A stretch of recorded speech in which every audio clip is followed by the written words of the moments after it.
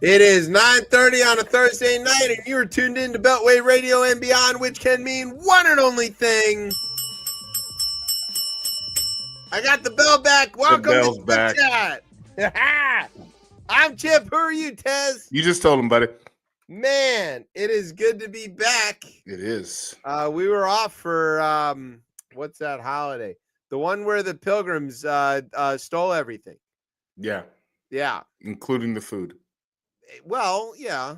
I mean, if you're from England, you got to steal food. I do believe that is how we ended up with you. Yeah. I wouldn't.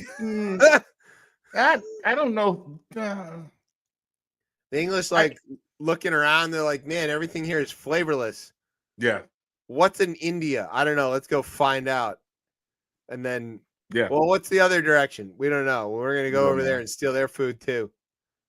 Yeah, I mean, in a roundabout way. Yes. In a roundabout way, Jamaicans eat curry goat. So that is the most roundabout. Yeah, it's very. I was having this conversation with someone the other day. Yeah. About thank God for India. I mean, there's good things about empires, I guess. Yeah, banh mi. Banh mi is the top one. Banh mi, right? That's the one for me. Nothing gets higher than that. Vietnamese and the French. It was a great combination. I would put Cambodian rock and roll in there, but that's sort of like a byproduct of the banh mi. Yeah, true. This is true. Okay, so speaking of food, we were hoping that we were going to have our guest tonight, but I think maybe he hit a technical snag or anything. But we do want to just mention anyway that here's his book. So here's my plan. We're going to still do the interview. Okay. And then we'll just hold up the book and have it answer. So it'll be like, answering questions. So first of all, how was your Thanksgiving? Well, yeah. So what we'll do instead of the interview is we'll talk about our Thanksgivings. So just hold that for the next segment. Okay. We'll do that.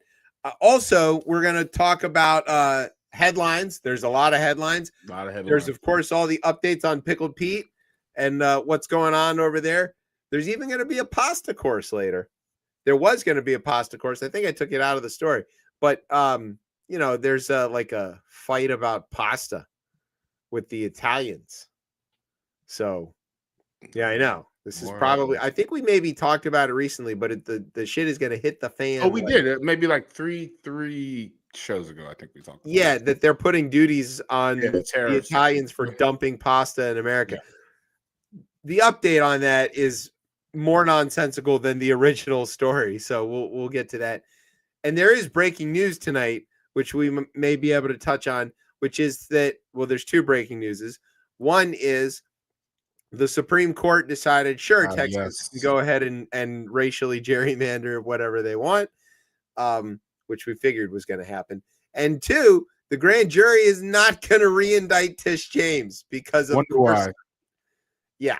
So that's pretty exciting. So we'll probably touch on all of that stuff. And, whatever else. Big shakeup on the table this week, too. That's big, that big log jam in the middle kind of flipped on its head. Yeah. And, we won our game. So that's the important thing. Shout out to Leeds. Look at them beating the pants off of Chelsea. Yeah. Who'd have seen that coming? Works for me. Yeah, I'm sure you're thrilled with it. Yes. Anytime Chelsea loses, you're happy. Should have lost when they were down 10 men, but it's okay. You can't win them all. You can't win them all, but we did not lose it. You can if you have the refs on your side. That is true. We have no mayoral. I guess we're gonna wait till. We're gonna hold on that because there's only one declared candidate in the mix yet, and it's not Penguin McDuffie. There's one more coming. You know he's jumping in. Yeah. Oh God, I can't wait. Louis George jumped in first, and I figured she was in anyway.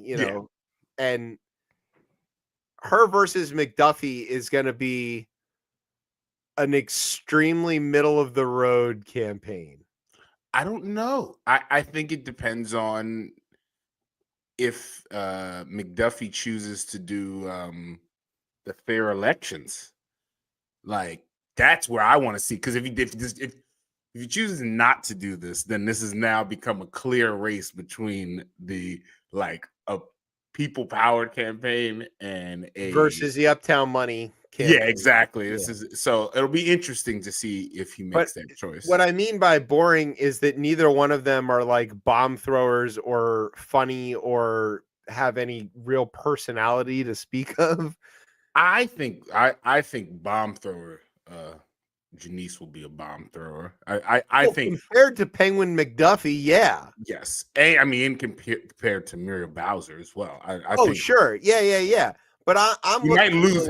Janice might win and DC might lose. They might strip everything from us, actually. Which I don't know if that's something I've been wrestling with, but I'm wondering, maybe that's what you need. Maybe you need someone to fight. I'm waiting for Trayon to get in.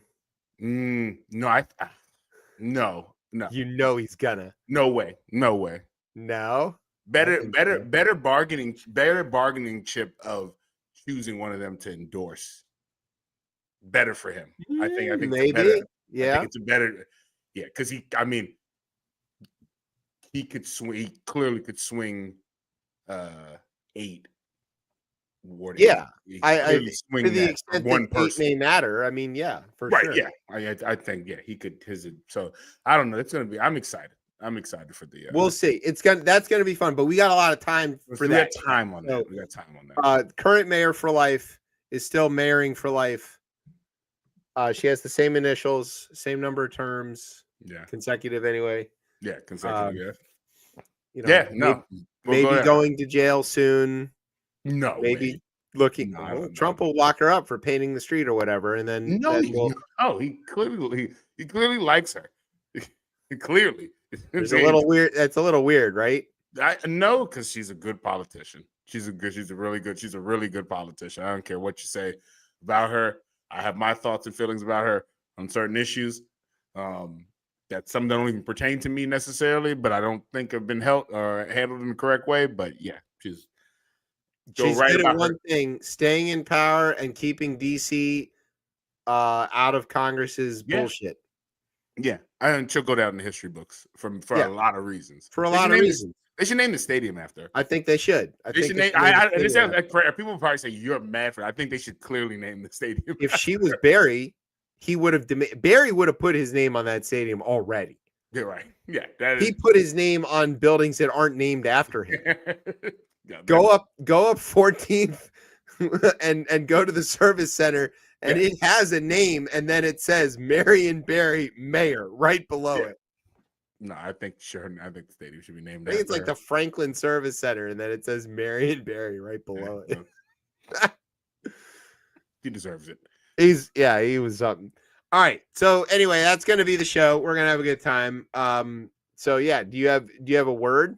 Do I have a word? Yeah, I have a word. Okay. I have a word. Okay. What happens? All right. So sit back, grab some vinegar. It's gravy time. You're listening to the best show, the only show, Chip Chat on Beltway Radio and beyond. Sweeps.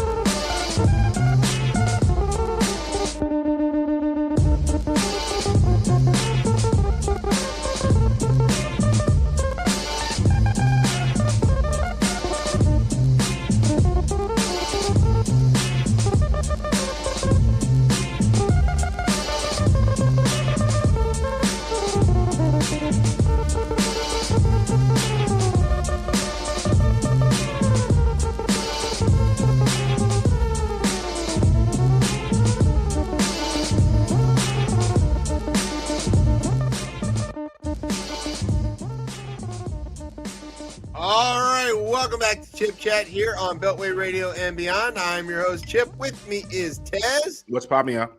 All right, so now we've come to the part of the show where we would be doing the interview with Bo Corley, but he is not able to join us, so his book will have to stand in for him. This is his book. It's called Dinner in One Take. You should go get it. Good title. Yep. Well, it's his little web series there. If you are, one of the cooler people, you can get a signed copy. Well, at least I did. Of course. So, but not everybody's me. Which I understand. That is true. That is probably good for the world. Also, just while we're plugging stuff for people, it's almost like Christmas time. People got to buy presents and Hanukkah stuff. I don't know if you can see my shirt. Ooh, it's a Huey shirt. It's a Huey shirt made of the lyrics of the song. Oh, wow. Which you can go to Asheru, friend of the show. You can go to his Instagram page or his Etsy store and find this shirt. And then you can have one like me, which is cool. That's really good, actually. Yeah, can you see the words there? Yep. Yeah, so you can read it all the way through. I'm a big fan. All right, so go get Bo's book. It's called Dinner in One Take, and it's got all kinds of great recipes in here, and like an index and glossary and stuff to help you find things. This is Bo. That's what he looks like there.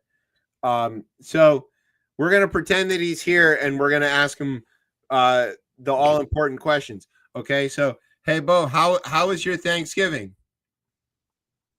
Great. Oh, it was great, Chip. Thanks for asking. I wish I could make turkey as good as you, but I had to make do with whatever it is that I can do. Oh, wow. He'll love this. Well, I understand. I've been making perfect turkeys for since I was about 15. And it's not that hard, right? Your grandmother knows how to do it, so you learn how to do it from her, and then you do it. Yeah, I totally agree. And also, Alton Brown doesn't know shit about turkeys. And he shouldn't be telling people not to stuff them and all of that because he doesn't know what he's talking about. Bo, that's a great point that you raise, and one that I have been campaigning about for years. And I think that everybody else should understand this. A stuffed turkey is good. And if you just get it to temperature, which is 165, and you do 20 minutes a pound, and you baste it every 20 minutes, yes, it does slow down the cooking time. That's why you go low and slow, because that's how all the good food comes out. I make a lot of brisket, and that's definitely like a big thing about going low and slow. It works on brisket, and turkey's basically just a brisket with wings and stuff. So it's basically a brisket with wings is crazy. That's insane. Bo, you make an excellent point there, and I think we'll leave it at that. No, wait. The other thing is you got to make gravy. Gravy is super good, and everybody likes it, and so that's why you make the turkey and you flavor the drippings so you can make nice, delicious gravy and stuff. Oh, thank you for bringing that up. Yeah, I'm also a big fan of gravy, and I think that's really the whole purpose of Thanksgiving is gravy. Yeah, wouldn't you agree, Jez? I would say the purpose of Thanksgiving is stuffing. Oh, stuffing, definitely. The word stuffing, though. Yeah, I'm leaning towards stuffing versus the gravy. So I'll make pan stuffing. Right, but then the stuffing for I make like a big bowl of the stuffing and I stuff the bird, right? And then I make whatever's left over goes in a pan and that gets cooked in the oven and drizzled with turkey fat to give it the illusion. Right. But the stuff you really want is the one that comes out of the bird. Yeah. And you don't tell the rest of the family you had that. You just serve them the pan stuffing and be like, here. And then you keep that for yourself. Oh, you don't even give it to them, not even as a surprise. Oh, wow. I don't give it to them. Wow. I hold it over here, and I tell them it's gone, and it never existed. I love this. Sounds like the, the spirit of Thanksgiving. It's very much that. Yeah. Okay, so how was your Thanksgiving? It was okay. It wasn't too bad. Yeah, it was more restful, I would say, oddly than one's years past. But yeah, no, I can't complain. No, for us Jamaicans, we're not really big turkey type folk. So it's more Jamaican type food that we were serving, and but again, from plates from other places though, you still get like the turkey. And did you go like on the tour? Did you go to multiple Thanksgivings? Yes, a few tours, and even prior to that as well too. I had a busy for the first time I think for a while. I went to a few Friendsgivings prior. Nice. Those are always good. Those were really good as well too. So yeah, the whole month was full of food. And obviously Thanksgiving as well too. It's full of football. Yeah. It's a lot of football, a lot of There was a lot of football. I got one game right out of the whole bunch. Which is that Baltimore losing? No, I picked Dallas to win, and I got it right. Yeah, no. But I didn't like doing that, but I needed the points. I mean, Dak Prescott has been my starting quarterback for fantasy the whole year, so I've just been very quiet about that, and have taken the points. I don't talk about that much, you know. We'll see what ends up. I might make the playoffs. I might. I am curious Brian to know. Sneaking and beating me was one of the worst. Brian was so bad to start off fantasy football, and somehow he's crept back up into the it's called Mark Andrews. I'm in the playoffs. You are in the playoffs. I might barely make it. Brian, how did your doors fare on Thanksgiving evening? God, yeah. My doors? No, you don't remember. You weren't smashing holes in them because of Joe Burrow? Oh, no, I tuned out. No, you just tuned out, you know. Yeah, I knew there was something wrong with Lamar, and like this echo. And I just felt like they were playing, but they were not playing the way they should be playing. And I felt Joe Burrows. I mean, his comeback and all that stuff, and they were going to make it a big spectacle, and I just didn't like that, and I just tuned out. Okay, smart. Protect your peace. I like that. You should do that on a holiday. I would agree.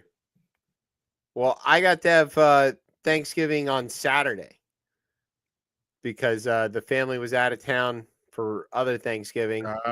And I was home with the dogs, and then they came home so I could give them a proper Thanksgiving.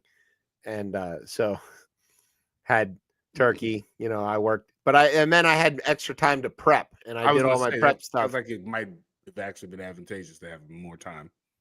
Yeah, it was pretty ideal, to be perfectly honest, because then when because I had that extra prep time, right, I had an easy time putting everything together for Thanksgiving and, you know, having everything ready to go. So, and it was delicious. And I think I had my last plate of leftovers. I might have a little bit left tonight.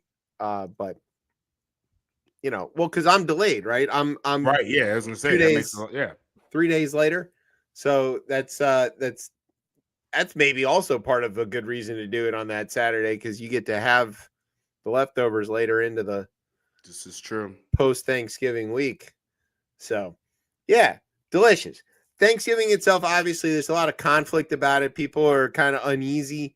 Yeah. And, you know, what it represents. And I feel like, you know, what it maybe started as and the story that we were all told as kids, we can jettison that. We can obviously have it be about actually giving thanks and being with our families together and all that. Or not your family if that's part of the problem. But, like, the way that it's become a point of contention and also a stress thing where everybody worries about like the conversations they're going to have at Thanksgiving, that's new, right? I mean, isn't that like, I know we always, I don't think that's new. I certainly remember. All right. But the way it's brought, like now it's almost kind of like, it is like, you hear it on the radio. It's like, it's like almost a thing. Like I never thought it's become a thing that like, well, the Trump era obviously throws gas on that fire, but I'm going to date my like mindset a little bit here. I have a bunch of these books from the 60s, maybe as old as the late 50s, Mad Magazine books that have you know, all the comics from Mad Magazine. And even in that, going back that far, they're talking about like, this is going to make a difficult conversation at Thanksgiving. So it was at least something that was in the zeitgeist at that time enough that they thought that they could make a joke about it and it would work. So, you know, and I'm not saying Mad Magazine's like a great way to do a pulse check on the culture at any given time, but it's certainly not that. So To that extent, yeah, I think it's there. But obviously, people are like, you're worried about, you don't want to go sit at a table with your racist uncle, right? That's the Right. caricature that everybody has. I don't have this problem. Like, my family are also appalled by everything that's going on. So I don't have to sit there and listen to them, rail against Somalis for an hour or whatever. Yo, what's up with that guy, man? I don't know. That was that was a bad. That's bad one. Like, that's why you can't. And I think most folks, I wouldn't say folks were laughing at his Oval Office press conference with Mondami, but like there was some no, laughing at the absurdness of it all, not laughing at like this is funny, because you have shit like that, and that's in front of the cabinet, that's like just in front of the cabinet and the press, which, I mean, if you think about the shithole country comment from the first term, that was behind closed doors. Yeah. Yeah, it wasn't like, I think this is brazen xenophobia. He's like, they're not even a nation. They're just people walking around killing each other. I'm like, you're the one drone striking boats in the Caribbean. That have no nation flag or anything on them.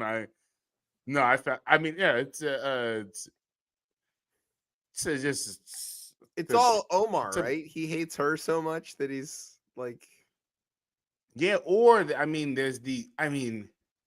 It's clear he's been fed the whole, like, in Minnesota they're snatching or stealing, like whatever, like that is been fed to him, like stealing government benefits and shit like that. What's the chances he knows anything about anything? Nothing. I mean, no. I mean, but it's obviously it's a good culture war thing for him.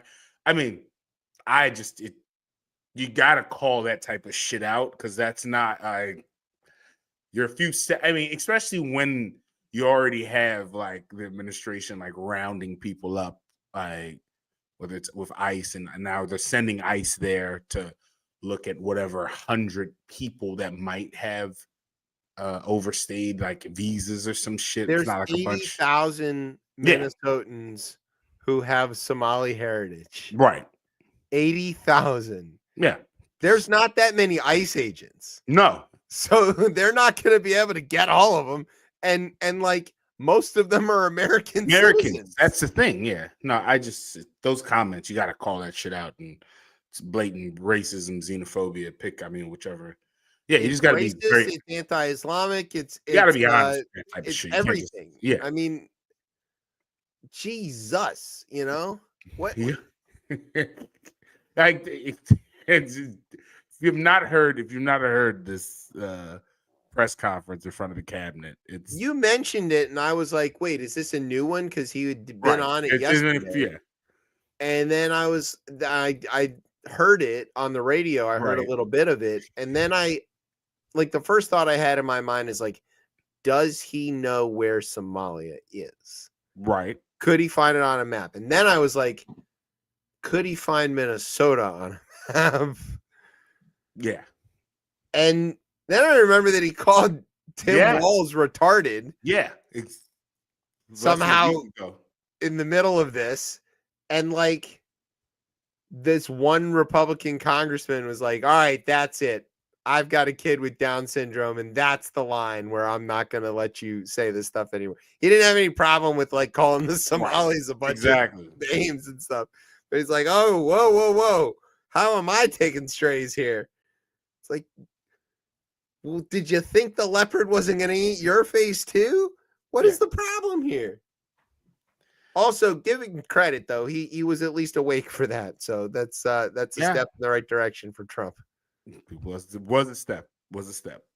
Shuffle, maybe. Let's not say he takes steps. More shuffles. Yeah. All right.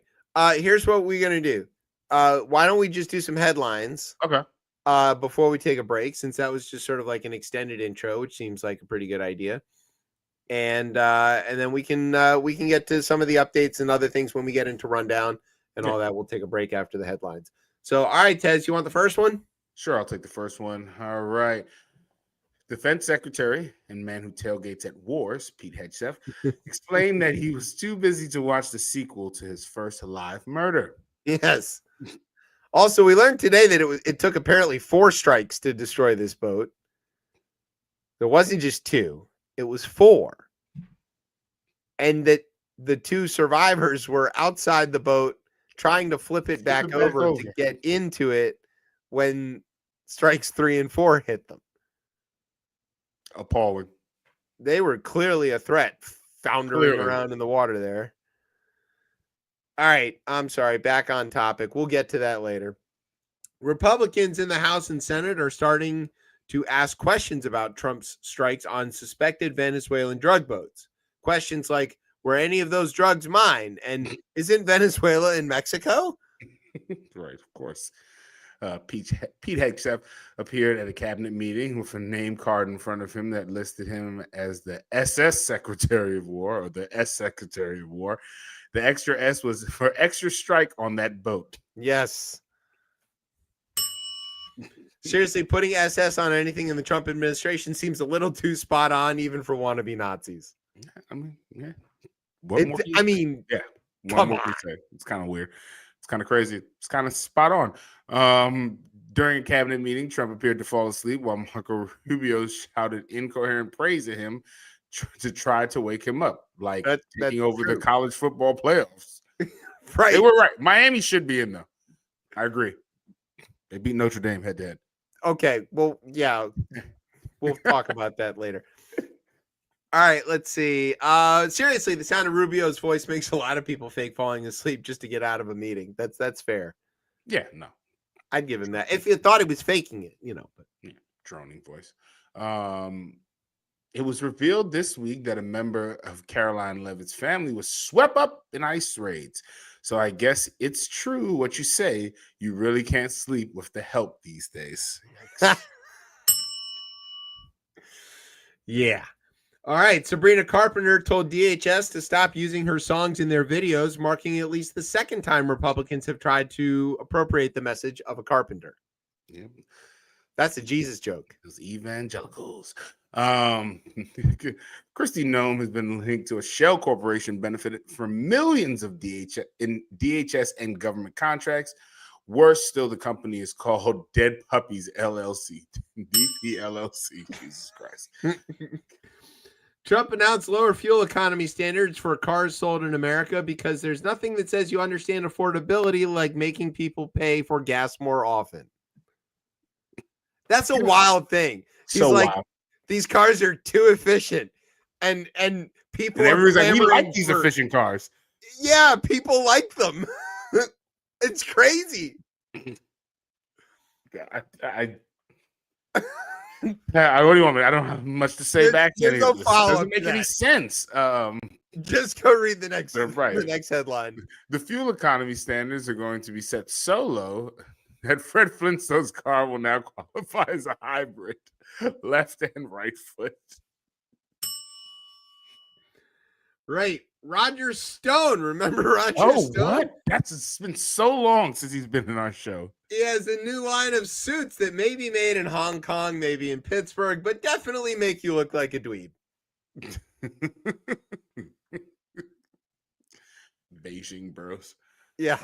No, it's in Hong Kong. Sorry. The White House announced that the Institute of Peace would be renamed after Donald Trump, creating confusion. Yes, I'm confused by saying that. And yet one more sign that will have to eventually be fixed once America is great again. Yes, that sign will have to be fixed again. We're just going to have to go back and repaint everything. Yeah. A Crystal Fabergé egg was auctioned off for more than $30 million. Weirder still, it was already scrambled. Oh. There you go. That was a pretty good, stupid joke. That was pretty stupid. A Missouri judge who wore an Elvis Presley wig in his courtroom and played the singer's music from his phone during court proceedings has agreed to a deal that would cut his career on the bench short. Judge Matthew Thornhill in suburban St. Louis faces a 6-month unpaid suspension under the deal he reached with the state board to avoid disciplinary hearing. After the suspension, he would serve 18 more months on the bench before resigning from the St. Charles County Circuit Court. Online records don't indicate who filed the complaint that triggered the discipline.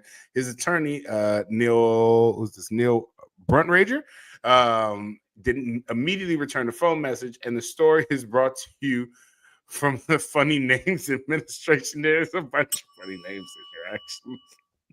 Matthew Thornhill is pretty good. Yeah, Matthew Thornhill and Neil Bruntrager that's amazing. Rage Against the Brunt is wild. So weird.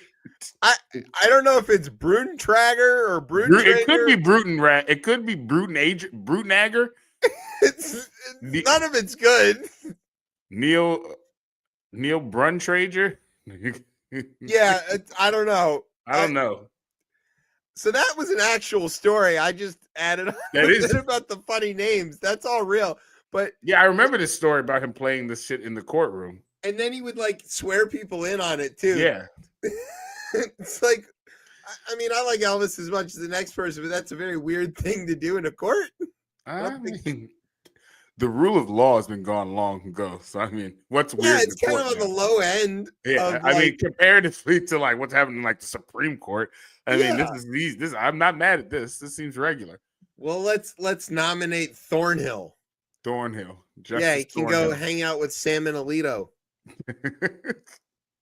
I mean, Gorsuch is a pretty good name too. Yeah, that's a good name. That's pretty. I mean, Kavanaugh, that's boring. Thomas, that's boring. Kagan, whatever. Jackson. I mean, some of these names are like just. I mean, the blandest. Right. Sotomayor. That's a pretty. Sotomayor is that's a good name. That's a really good name. That's up there with Bruntrager. Bruntrager is insane. We got to get him on the show. I'm gonna call him. Our buddy Neil. Yeah. Hi, is this Mr. Bruntrager? I love the clerk. I clerk for Bruntrager. What? You're hired. Oh man. Bruntrager. Isn't that Pete Hegseth for Bruntrager? No, that's a drink that he orders all the time. That's a drink that I'll take a double Bruntrager, please. Double Bruntrager. Offshoot of a Voodoo Ranger. Oh yeah, call the guys at New Belgium. They're gonna want to know about this. Exactly. Yeah. Some names are getting you out. We're gonna go Voodoo Ranger, Bruntrager. It's a new juicy IPA because that's apparently all they make these days. Hey, I'll die on that Thornhill.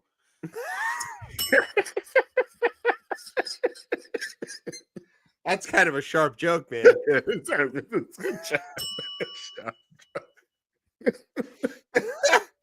It's very rosy. Remember when we tried to be kind of like highbrow and reasonable and like discuss politics? When was that? And then we've just fallen into like making jokes at people's last names. I know. We're no better than the fucking guy at the White House. Well, I don't know. I haven't called Somalis anything recently. I'm specifically attacking Neil Bruntrager for having this name. I'm not attacking him for his race or nationality. I don't even know what he looks like. I'm literally pulling. Are you looking? I had to. I don't find out. Oh yeah, he's a Bruntrager, man. Is he a Bruntrager? Oh, he's a Bruntrager. This guy's a Bruntrager. Oh my god. Brian's gonna find it. Yeah, this is when you see the picture of him, he's clearly a Bruntrager. He is a Bruntrager, huh? No, he's that. All right, we'll tell you what. While we go take a break, Brian's gonna find the image, and we'll find out more about him. We're gonna learn more about Neil Bruntrager and his buddy Matt Thornhill, and we'll be right back. We're gonna take a break. He got an AOL email. No. What year is it? He's been on the bench since '81. So, I think he's been doing. Wait, Bruntrager was on the bench. He's been sworn as an attorney. Excuse me. He's been sworn in as an attorney since 81, not on the bench. Okay. Excuse me. He's had a bar card since 81. His bar card since 81. But so he's been practicing law longer than I've been alive. Got it. Yeah. I mean, how long can you brunt rage? I'm confused, I guess, because I guess that's how this is just maybe this is not his email. Maybe this is this the law? Well, no, this is his practice. It's his name. It's Brent Ragers and Billings. I'm reading this out. But yeah, they said email him at njbatty@aol.com. Oh my God. I was gonna say NJ in a Jamaican way. No. No. Okay, we are going to take a break. When we come back, Tez is going to. He's already done the publishing. He's done all the other stuff. He's going to randomly interject bits off of Neil Bruntrager's website throughout the rest of the show. Oh, there's a Jonathan too, and is it?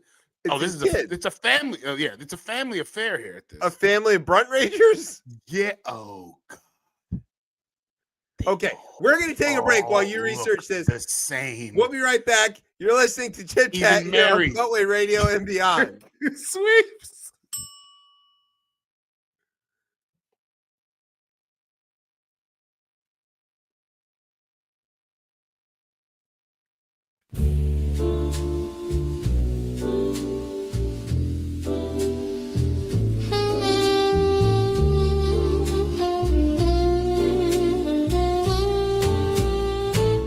It's only right, you should know that your balls smell like last night's dinner.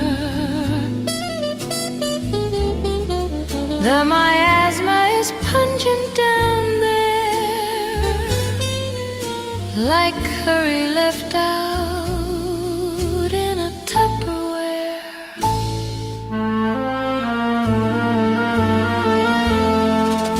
Your balls smell like last night's dinner, reheated, congealed, and obscene. A banquet of sweat from the breadwinner, where tenderest skin meets the seams. That dark, humid crypt of regret still steams with the ghost of the feast. Darling, I beg, let the soap be a debt, or I'll bury my face somewhere else.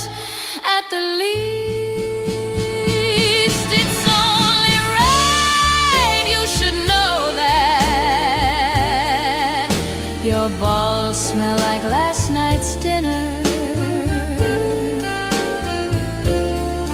The miasma is pungent down there,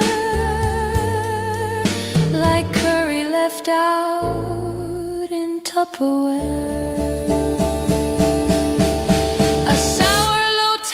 Forgotten spice clings to the folds like a venereal hymn, each breath a confession of vice. Oh, wash my love, here I drown in your sin. It's only right, you should know that your balls smell like last night's dinner. The miasma is pungent down there, like curry left out in Tupperware.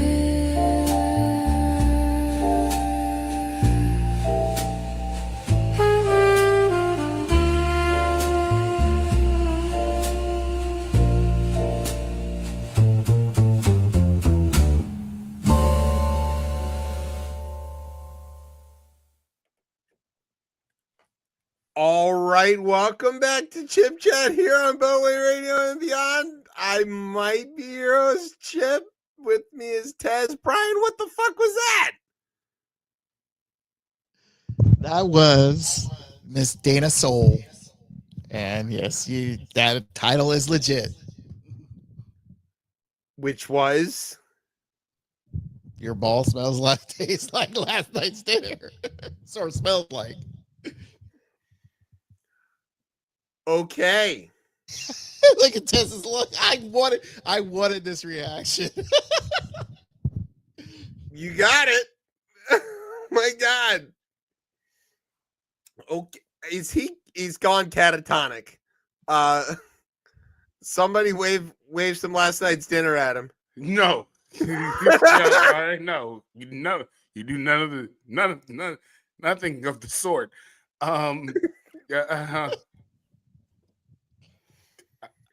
Email that to Mr. njbatty@aol.com.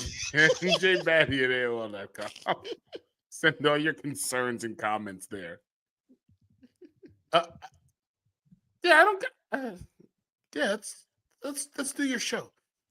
Okay, let's do the show. I don't know. Okay, that's what the fuck. I was like, at first, I was the problem. I know. I stepped away to get a drink, and I could hear, and I was like, "Oh, is this that James Bond song?" It sounds like a Christina Christina Royale or some shit. No, it's and it's straight from Bandcamp too. Straight from Bandcamp. Yep, because it's a song on Bandcamp. Tomorrow is Bandcamp Friday, so yeah, definitely go buy that on Bandcamp tomorrow, so that what's her name gets all the money.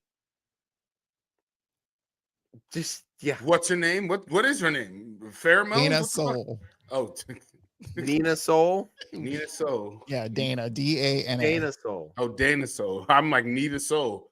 Yeah. Okay. Yeah, I don't have anything to say to that at all. Like last night's dinner. What? Yeah, wait a minute. On condition like it's leftovers or like that wasn't specified. Something about curry and Tupperware though. I didn't like that. It's stained? Was that what they? I don't. Now we're analyzing this. Okay, let's not do that. Let's not do that. All right. Now we've come to the part of the show. It's called the Rundown. This is where I tell you about some stuff that's going on in the news.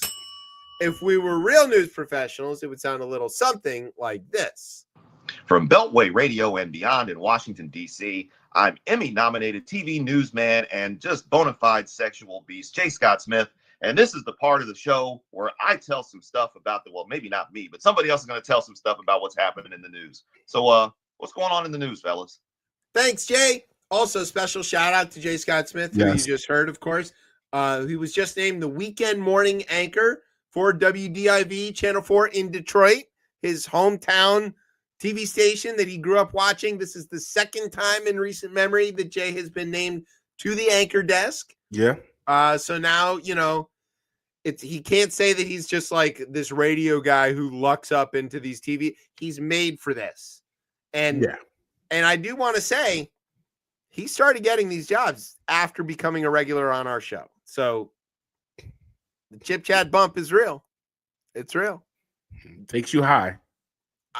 Yeah, it does. Hasn't worked for me yet, but yeah. So we got to get Jay back, obviously, and let him tell us about his journey. Yeah, back hell of a journey to the anchor desk, and I assume invite us with him. But you'd be a great morning anchor. I'd love, look. You got the look, Well, yeah, I could. Well, yeah, and the weekend is where you need me too. I don't need to be in the main throes of everything. I need the weekend. Come in, get you ready to go. Have those weird ass stories. The weekend stories, the weird ones, Yeah. The one about the drunk raccoon. We're gonna get to that later. Oh God, that's in here. That's in here. Oh God. Speaking of like anchor jobs, who has like one of the worst jobs in morning news in Washington is Melissa Millay on Channel 4, because she does traffic, and every morning, and they start at like 4:30 or 4:26. They start super early in the morning. 4:26. So yeah, for the first, there's probably some FCC rule about that. So like for the first hour and so, she gets to be like, "There's no traffic. Leave now." And then the rest of her morning is Everything sucks. It's a disaster. You see this bright red ring? That's the Beltway. She never has anything good to report. She just depresses the hell out of everybody every morning. And then sometimes they put her on the desk and she's got to like do both jobs. So she has to tell the heartwarming story about the puppy that plays with the kitten or whatever, and then turn around and be like, and now here's your traffic. And guess what? It sucks. You already knew that, but heavy lift, man. That's not a good job. I personally know Melissa, so she's I give her praise for doing what she's doing. It's like every day waking up and beating your head against a wall and like hoping that the next day isn't gonna be that, but you know it is. She had like a good little run during COVID when nobody was on the road. No one's on the road, exactly. Yeah, it's green. Go wherever you want. It's the 4:30 to 6 o'clock segment every day. Every day, yeah. So it's not anymore. Oh God, that's what a yeah. Brian, when you see her next, tell her we are incredibly impressed with her resilience and being willing to do this job every morning. All right, let's talk about some news here in the rundown. So we're going to talk about Pickled Pete. Now, the things that people need to know is that we nominally have a Secretary of Defense, but he calls himself the War Secretary, which isn't a thing and is weird. And they have spent $2 billion with a B dollars to make these changes, repainting everything to say War, Department of War, instead of Department of Defense. Also, his initials are SOW, Secretary of War, Sow. He is a large female pig. And I don't know that he knows that. The real Miss Piggy. The real Miss. Quiet, Piggy. Quiet. That's insane. I'm sorry. He was like, quiet, Piggy. That is insane. That is insane. All right. Now we can't just gloss over these things that this man is saying. Like they're just, this is just regular things. No, he pointed and said that with a straight face. Quiet, Piggy. He's been unhinged literally for like 3 weeks. He apparently says this a lot, though. Oh, he's just there. This is like one of his things. Also, he's like, you're a stupid person. Shut up. You're stupid. And you too. There was like some other lady that was like catching strays because he was pissed off at the one. You know, he hates female reporters, yeah, right? He can't stand them. Yeah, he's like, shut up. Blatant misogyny.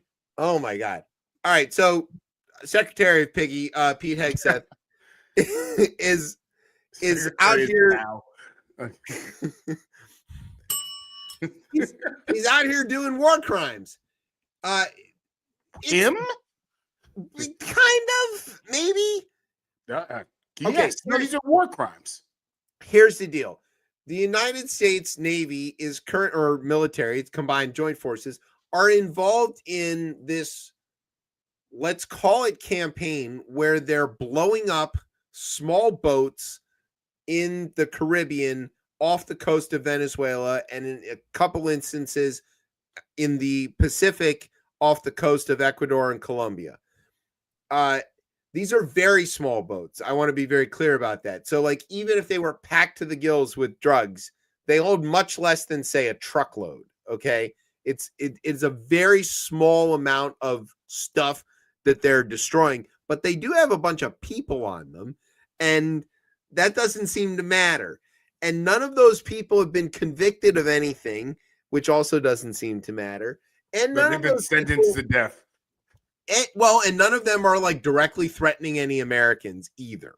Let's be very clear about that. Venezuela is more than 1,000 miles off the U.S. coast. If you went straight across the Caribbean, if you do know anything about the Caribbean, it is the bottom. It's the northern coast of South America, right? It's sandwiched there right between Colombia and then those three little countries that sometimes belong to France and maybe not, we're not sure, where they launch all their rockets from. And then it goes down into the jungle of the Amazon, right? And it's not in Mexico. That's also very important to remind people. Remind folks. And there isn't any like direct route really from Venezuela. Like to get to the United States by land from Venezuela, you have to cross into Colombia and then on to Panama and up Central America. There you go. Bring it out. Get it. Get our Where is it? globe out. Right? There it Let's get this thing. This is a globe. The big blue marble. Yeah, we just want to make sure everybody can see that there. So here is Venezuela. Yep. Right? That's the little the gray one there. And then you can see next to it this blue one, that's Colombia. And you have to go through Colombia to get to Panama, which is then how you can get the rest of the way, up here to Texas. Okay. Colombia, where we used to get our drugs from. Yeah, where we used to get our drugs. Well, we still get some drugs from there. A few drugs. But not as many now with the tariffs. He's raised the price of my cocaine. So now, and there's this other sort of weird thing about this is that most of these boats are clearly headed towards Trinidad, where they will then move the drugs onto larger ships where they will be smuggled to Europe, which is where most of them are going. None of them are going to the United States. This is not a known corridor for drug smuggling at all. If it was, of course, the Coast Guard would be interdicting these things and catching them and dumping the drugs overboard or whatever, and arresting and capturing the drug runners. That's usually what happens. That's usually what happens and has been happening for like 50 years, right? It's a thing the Coast Guard, it's kind of like the thing they're known for, right? You feel like, oh, join the Coast Guard and intercept the bad fast boats with the drugs. And then, they got the guys with the sunglasses looking through the... Exactly, yeah. You've seen the ads. Okay. They're all over Metro. No, right. No, those are Border Patrol. Border Patrol, excuse me. Yeah. And Fairfax Police. So this is going on, and the Washington Post reported last Friday that Hegseth himself had given spoken orders to the admiral who was running this operation, is a guy called Admiral Bradley, to leave no survivors when these ships get struck, when these boats get struck, which is a unique and interesting thing for him to have said. It isn't usually what gets specified on these kinds of missions at all. And like we said, usually this is a law enforcement operation where they're trying to catch the people because they might turn over like the big cheese. Right, because that's usually what you do with dread. But I say crazy things when I'm drunk too.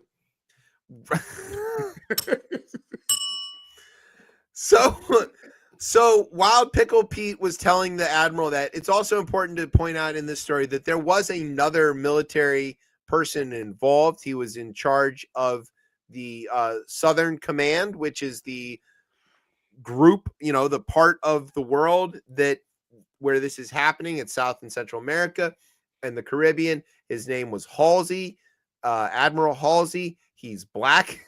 That's also important to mention. Black. And he quit abruptly. Get me the fuck out of here. Like the day before this strike happens. Probably, as far as the reporting goes, because he was told they're going to do this thing. And he was like, or he was given the order to do this thing. And he's like, hey, this looks illegal. I'm not going to do the illegal thing, which is definitely what. It's like him and Jamie Dimon not involved in building the ballroom. Right. I think they might. I think they might prosecute these people at one. Yeah. Can you imagine being on the same side of an issue as Jamie Dimon? No. But yes, you are. And Rand Paul. You are sharing a point of view with Jamie Dimon and Rand Paul. Yeah. And so am I. I'm not feeling good about it. Not feeling good. It's not great. It used to be Cheney's. Yeah, right. Well, now it's Diamonds. Oh, yeah. Used to be. That joke kind of got shot in the face there. So in any event, okay. So Halsey quits because he doesn't want to do this. We don't know that for sure. No, we haven't. He hasn't said a word. Yeah, because he's a decent military man, and he's not going to do that. I get that. We'll get around to that because I got a theory on that. Okay. Me and my theories.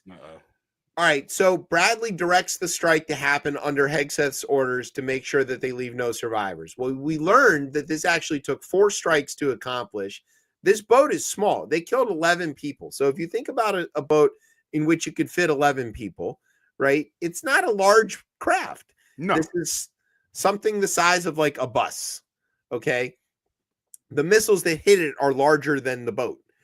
And so they have footage, drone footage or airplane footage flying over this. They've got ID on it. They've got video on it. And you see, bam, and it gets hit. Boom. That's what we saw.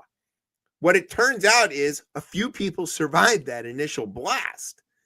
And the video surveillance sees them and is like, oh shit, there's 2 guys alive. Now, here's the thing to understand. In every other circumstance, those people are now what's called non-combatants. Even if you were at war, right? Which we're not. Right. But even if you are, if you hit something and injure the people there to the point where they are no longer a threat, like say drowning in the Caribbean trying to flip their boat over, you can't shoot at them. And in fact, you're supposed to go collect them up, render aid, and hold them as prisoners. That's what you're supposed to do by U.S. law and also by treaty and international law.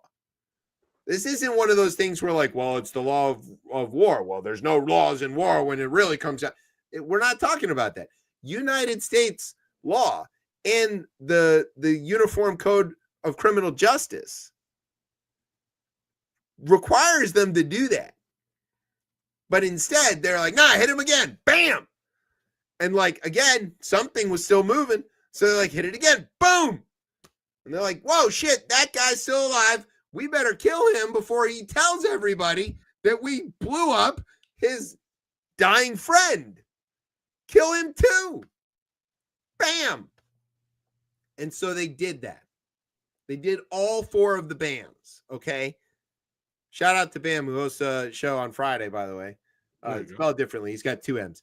And it's about growing stuff. You should tune in. Check it out. Ah. And so he did that, right? They kill 11 people. So then this other sort of very strange thing, like the press finds out about this. They start asking these questions. Caroline Leavitt, who we know talked about earlier, her nephew got nabbed by the ICE because, you know, he's brown or Brazilian or something. You know, her job is mostly to like come out and play Don Rickles and insult the press really corps. Good. That's really good. You know, and they go like, hey, Caroline, did the president say anything interesting today? And she goes, how about you shut the fuck up?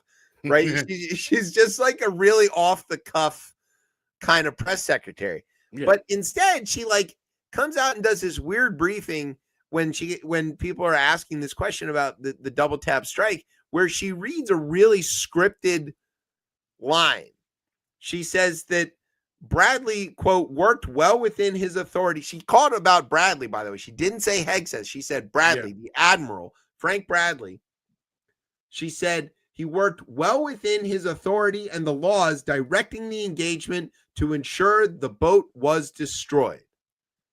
That is not the way this lady talks. That is a very lawyered up statement. Because someone in the general counsel got to her before she went out there. Which I'm a little surprised that they have people there, to be honest, but okay. What's the chief of staff? She's not playing around. Susie Wiles. Susie Wiles, yeah. She on certain things, I feel like she's like, hey, you say this today. This could sink the entire operation. So, yeah, you got to get it right. The whole operation. Come on. Oh, Christ. I don't even know if you knew you were doing that. Oh, I did. Okay, just checking. I'm not that good. Doesn't happen automatically. Doesn't happen. Okay, all right. You know, I had to throw it out there and see if it floats. All right, so that's one like aspect of this. Okay, then in a classified briefing for lawmakers who were scrutinizing the Trump administration's killing of suspected drug smugglers around Latin America, top Republicans in the room started to get a little upset. Okay, they have been the chairs of both House and Senate Armed Services have been asking the Pentagon for a lot of details about these strikes. Yeah. Specifically, they want to know the legality of the strikes. one of the things it's important to know is that the Constitution says Congress gets to make war. Congress has to initiate wars. Congress has to declare wars. And then it's up to the executive branch with that declaration to then execute the war as commander in chief. Which we haven't done in years. We haven't done that since World War II. But, you know, there's been a little leeway with this where Congress does this thing where they have the authorization for use of military force. And those can get stretched a bit. Right. As we saw post 9/11, Congress did authorize use of military force to pursue those who perpetrated 9/11. That got stretched to include Iraq. It got stretched to include Obama drone striking the shit out of Americans in the Horn of Africa and Yemen and all these other things, where it's just sort of becomes this blanket like anti-terrorism thing. Yeah. There's no such authorization for use of force in this case. There's been nothing even claimed. And that's where the chairs are getting frustrated because they're asking the Pentagon, hey, send your lawyers to come talk to us and explain what the authorization that you're operating under is. If you don't do that, we're going to start wanting to know, do you need us to write you an authorization, or are you doing this completely outside the bounds of the Constitution? In which case, we're cutting your funding off, right? That's how Congress works. Right. So the Pentagon took these guys sent letters to the Pentagon back in early September and again in October. The Pentagon received the letters, we know that, and then promptly wiped their ass with it. They did not respond. They didn't even send like a memo explaining themselves. They didn't hold a classified briefing. They didn't do anything to tell the chairs of these committees, Republican chairs of these committees, what they were on about. It's just nothing. They didn't even say like, no, we're not going to respond. They just said nothing. So like, all right, Wicker and his House counterpart, who I can't recall at the moment, they were like, all right, that's it. We're hauling everybody in for hearings. They hauled Bradley in for hearing today. Yes. Okay. They held a classified hearing with him. The chair and ranking of both armed services and intel on both House and Senate side. So 8 Congress people and senators talked to Bradley and made him bring the video of the strikes, which is how we know that there were 4, because the Congress people came out and told us what they saw. They didn't tell us all the details, which of course it's classified. They're not going to do that. I feel like it was disturbing though, from what they said. It was disturbing. If you want to find out what is in the classified information, check your phones. Pete Hegseth will have texted it to you already. Right. We will get to that. Yeah. All right. So they're all like very upset. Spokesperson for Mike Rogers, Alabama House Armed Services. Oh, it's Rogers. He's committee chairman.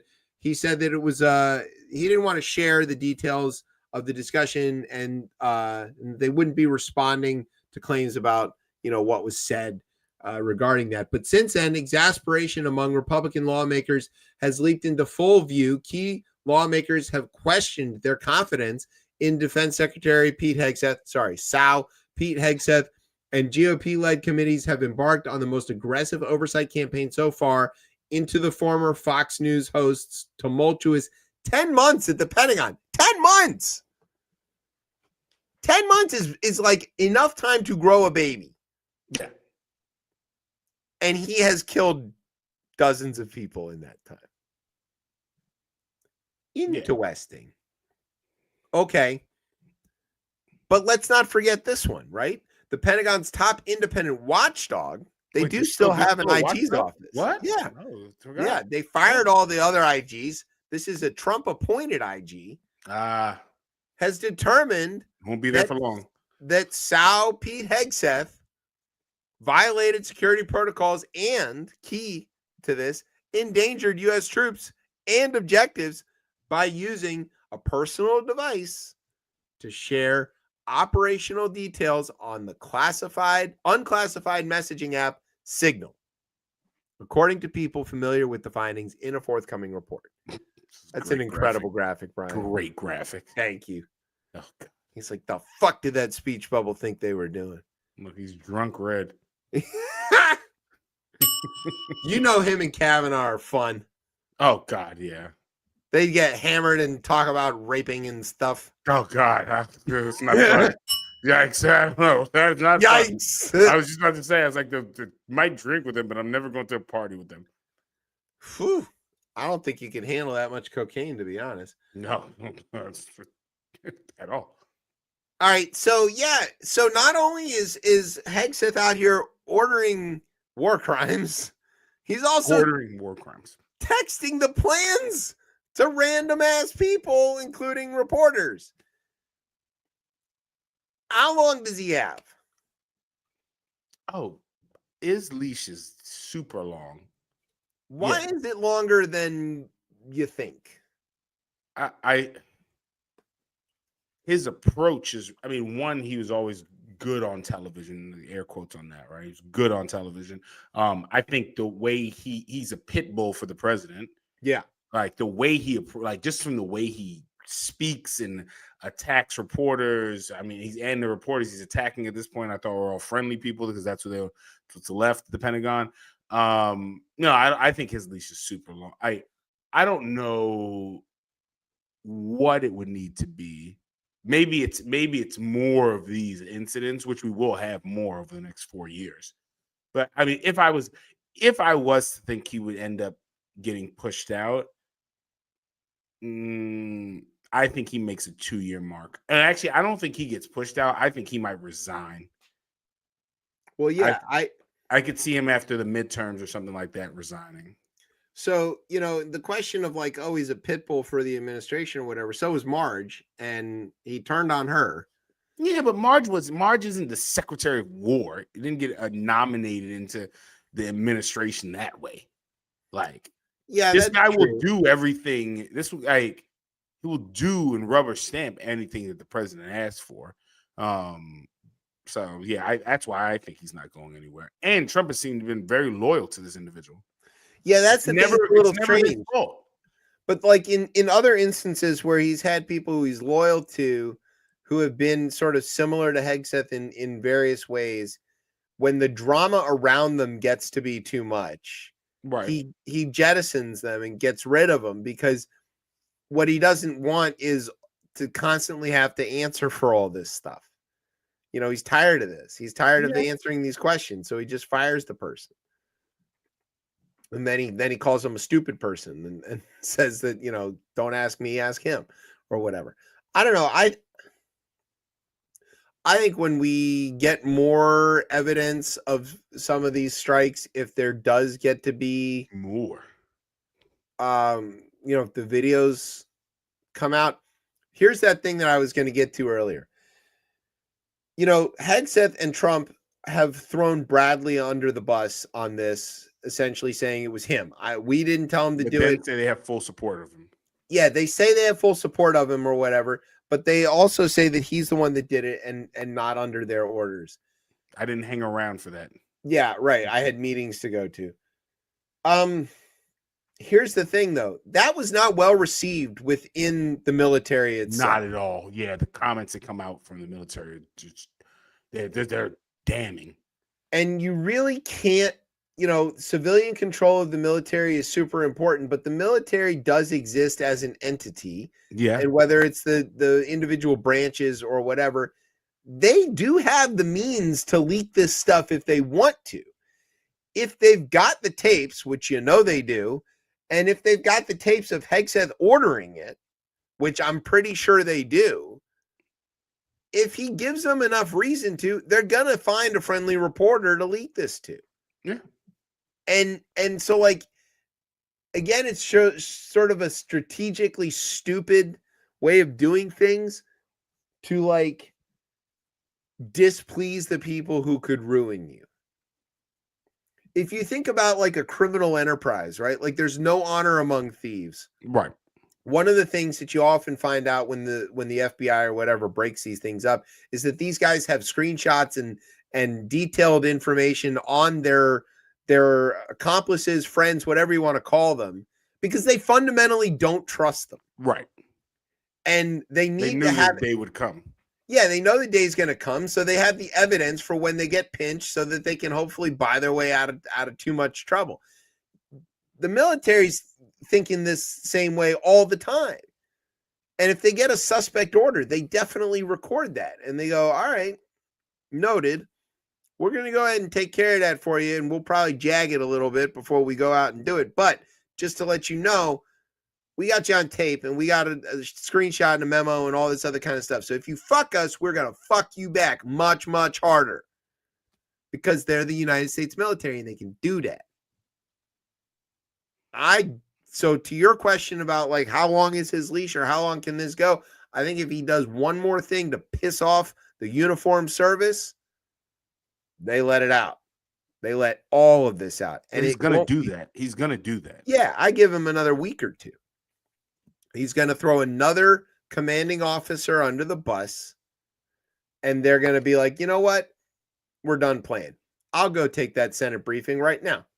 And they'll walk into the Capitol, and they'll drop the file right in front of the senators and say, you might want to go ahead and publish this and do whatever you want with it. And then that'll be that. So yeah, I think he's got a month to go. A month? Oh, yeah. I think he's here a whole nother year. I think they fire him over Christmas. No way. Yeah. No way. Yeah. All right. You want to bet a pint on that one? Yeah, definitely will bet on that. Because who else is gonna green light the invasion of Venezuela? Well, there's lots and lots of people who will do that. There's fewer of them that will order double tap strikes on defenseless speedboats. I agree. I don't see him going anywhere. All right. Well, we'll bet a pint by our mid-January show. If he's still intact, I'll owe you. There we go. All right. Do you want to take a break before we hit the Tez Talk? Yeah, let's take a break. All right. We're going to take a quick break. When we come back, we're going to do a Tez Talk. We'll probably slip Tish James in there since it's also sort of a local story. And then we'll do the third half of the show.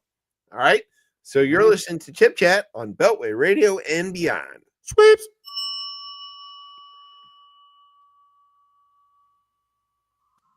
This is the plan.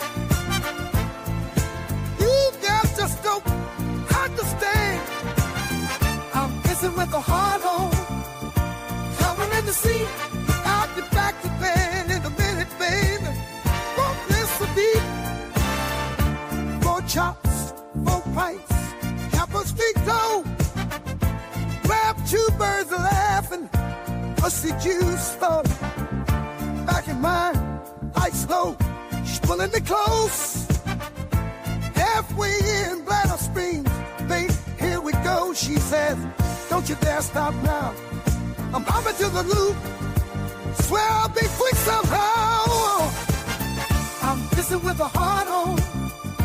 This is the plan.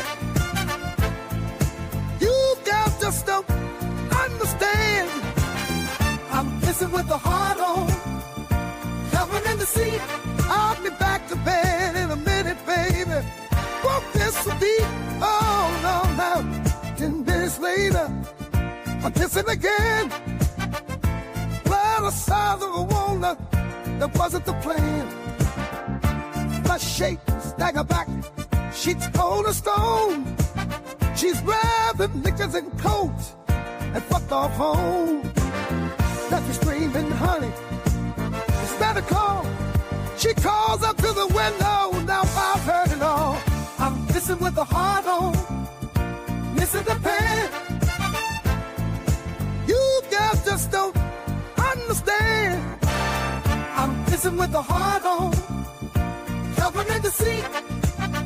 I'll be back to bed a minute, baby. Or miss a beat, no, no, no, no.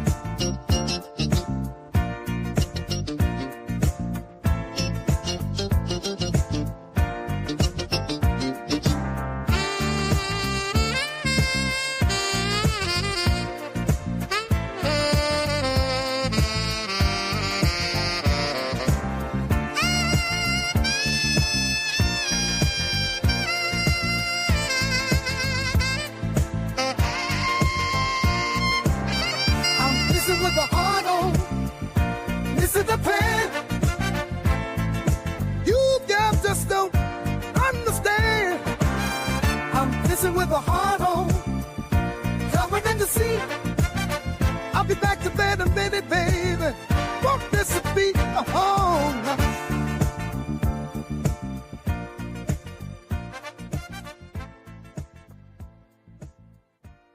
All right, welcome back to Chip Chat here on Beltway Radio and Beyond. I'm your host, Chip. With me is Tez. That's What the fuck was that? There's a show that eventually needs to be done where I just respond. I react to all the reels that Brian sends me. Excuse me, but that one there, after he's poisoned my my Instagram feed with AI, I feel like I saw that one and sent that one to him. It's very relatable. Oh my god! I just like no one's addressed that issue before. You want to know why? I just find it very. I was just like, yeah, yeah. And again, like you mentioned, it's good sax riff in there, good horns. You know. I mean, it's the actual music. Yeah, yeah. The funk of it is cool. Maybe not the lyrics. What is wrong with the lyrics? What is wrong with the lyrics, Tez? Hard lyrics, man. Oh my god. They're kind of all over the place. They start and stop. I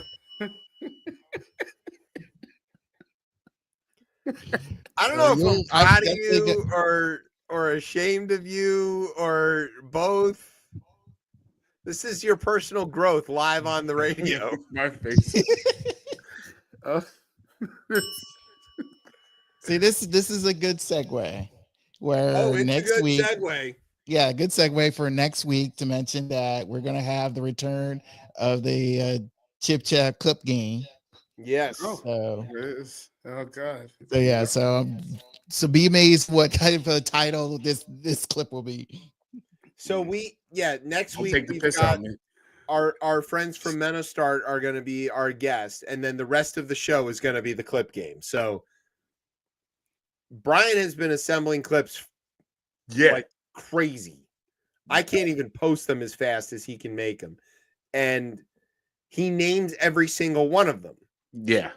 Okay. And that's the joyful, special thing that we get to do behind the scenes, or that I get to do. I don't think Tez even really sees these. I don't see them. Is the file names that Brian gives these clips are amazing. And we love to play this game where we show a clip and then have to guess what name Brian gave this the file. And we never get it right, but it is really, really funny to see what the actual answer is. Yeah, and even though I see them every week, I can't remember all of them. And I honestly I can't remember any of them.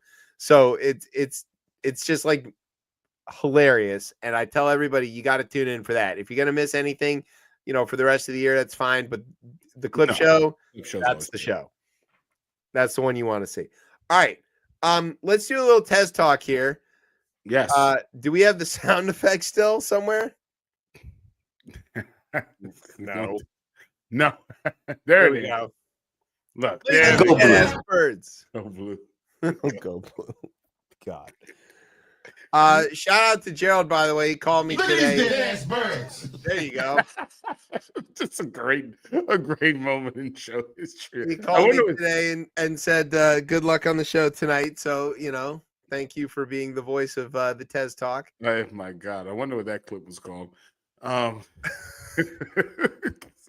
right, Tez. So what's going on here in the district? What's happening in the district? I have a separate Tez Talk at the end of this one too. Oh, but okay. we'll start with this first. Your own. I just no. This one is definitely of course. It seems simple enough. Outgoing. She hasn't said that yet, by the way. Involuntarily outgoing. Non-voting representative. Non-voting Holmes Norton. No, I'm reporting it here. First, you heard it here first. Everybody, look at that. No, you don't think I do any reporting on the show? I just did it. Just did some breaking news. Breaking news. Involuntarily departing. Yeah. Thank you for your service. Yes, Helen Holmes Norton, this non-voting delegate in the House for the great non-state of District of Columbia. They were interested in building name a post office after Godfather of Go-Go, Chuck Brown, right? Right. But Republicans on the House and Oversight Committee removed her bill from the agenda at their Tuesday meeting because of why? Well, because Chuck Brown has a criminal record. And that was what was said to be the cause of preventing this bill from moving forward. To quote, committee members raised concerns about advancing a postal naming bill for an individual convicted of murder, end quote. A spokesman for the Oversight Committee Republicans said in the statement, the bill, which would have named the post office at 3401 12th Street Northeast, which I want to say is very close to his park, I want to say. Right, that's the whole idea. Was withdrawn to allow for allow for further review and discussion. Norton said during the hearing that she was deeply disappointed. I was going to say something else by the move. In her younger years, she would have had some choice words for that.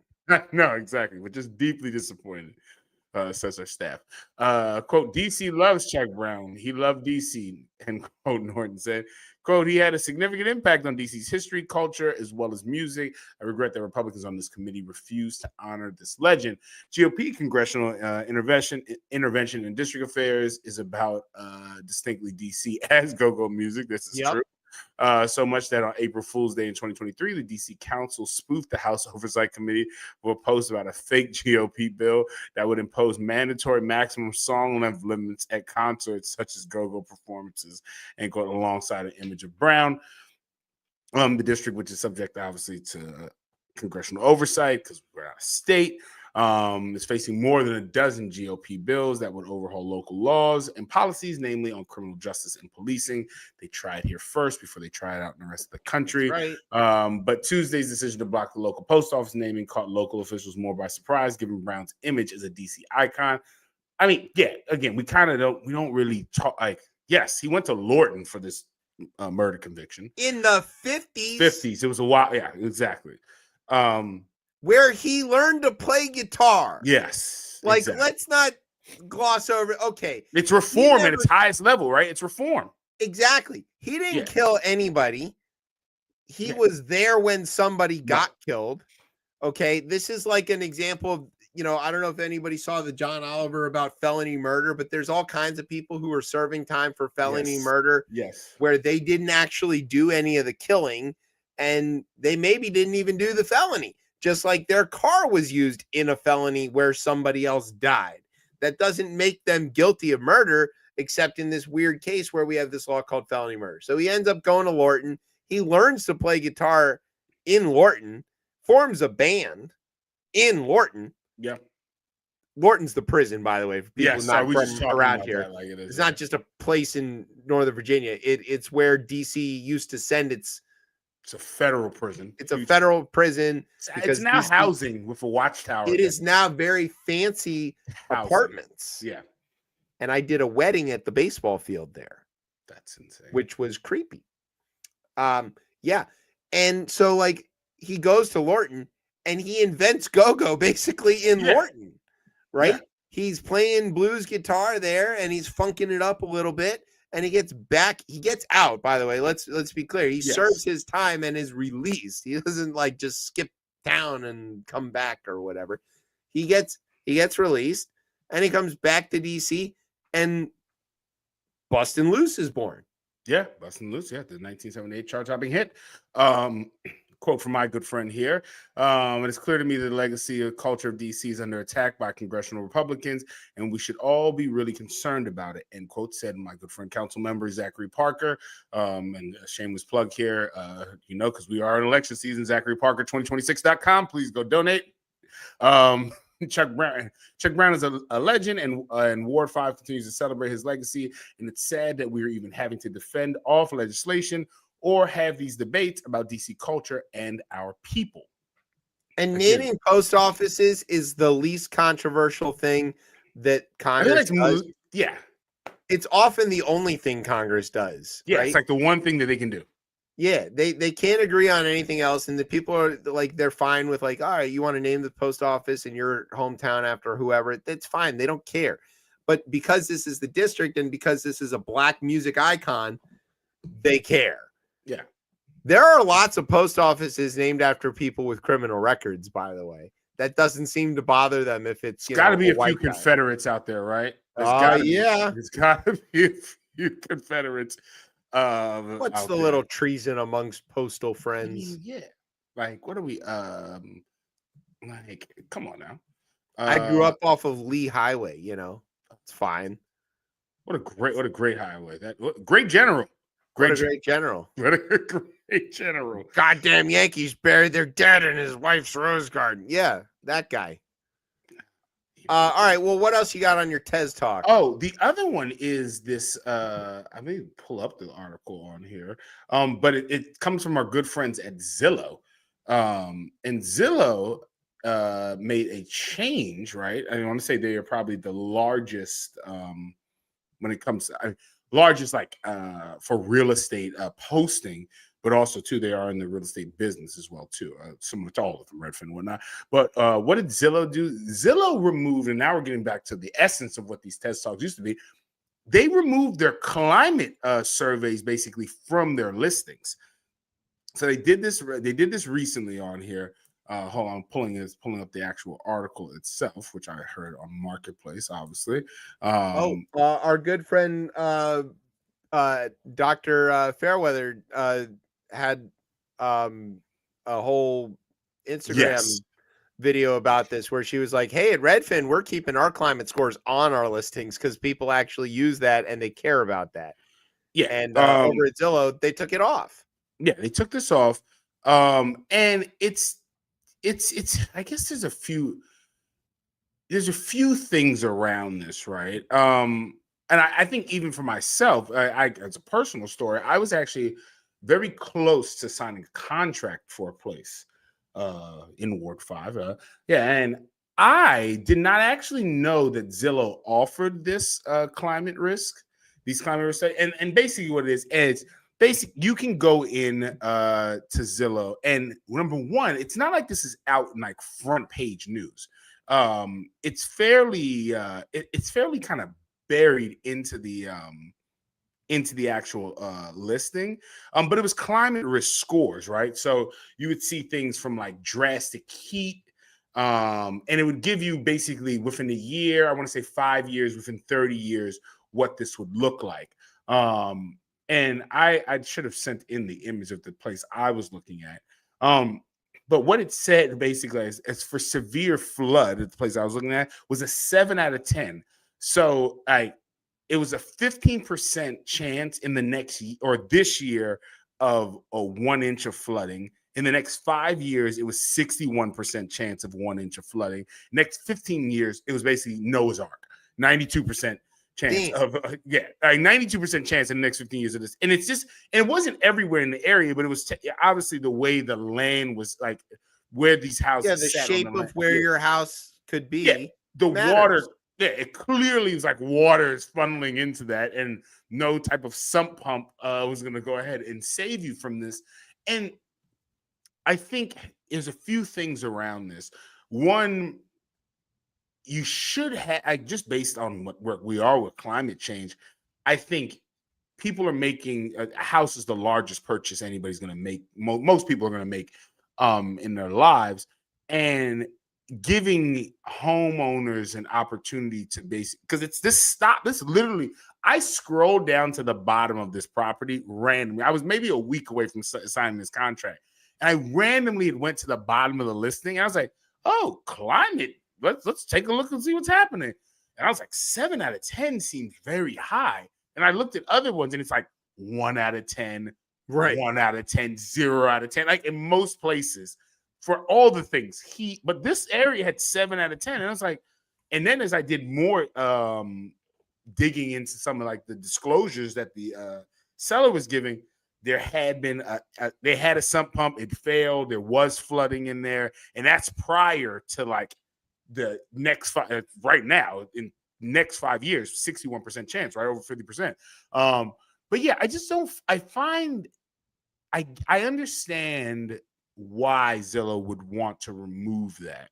And to their credit, they said there's a link that you can kind of go ahead and click on it to get there. Yeah, but what they're really trying to do is they're getting pressure from the sellers, right? Exactly. The sellers are saying and people Zillow are looking at seller. these scores and it's hurting our prices. Yeah, it's like, well, yeah, it's meant to. That's the thing. And I just find that, I mean, it's not. I don't know. I don't even know how. I guess it's helpful in the sense that they're able to sell more houses. People miss this. People will say, well, the link is still there. But again, you're putting another barrier in front of folks actually getting that information. Again, when it's not like it's the first thing you see. It is at the bottom of, or was at the bottom of these listings. And I think you're not, amongst a variety of things we do in this country, we're not educating, right, consumers on what they're purchasing or educating folks. Well, how long until somebody buys a house without a good climate assessment, ends up getting whacked by things that are obviously climate related disasters where they would have liked to have known in advance, that they then sue and say, this should have been disclosed to us in advance. Here's evidence that you knew that this was a problem because you've got a link here. You've done this research and all this stuff. You could have disclosed this more openly to us, but you didn't. You know, it'd be one thing if they didn't have the information at all, right? Then they could claim they didn't know. But they've got the information. You used to publish this, and now you're not publishing it.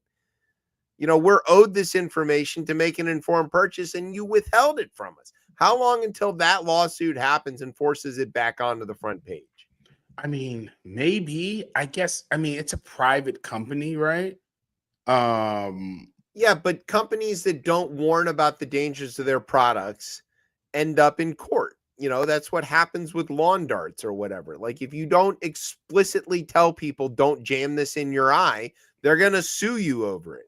And if you knew that this house was in a flood prone area due to increased flooding related to climate change, and you didn't disclose that, you might be on the hook.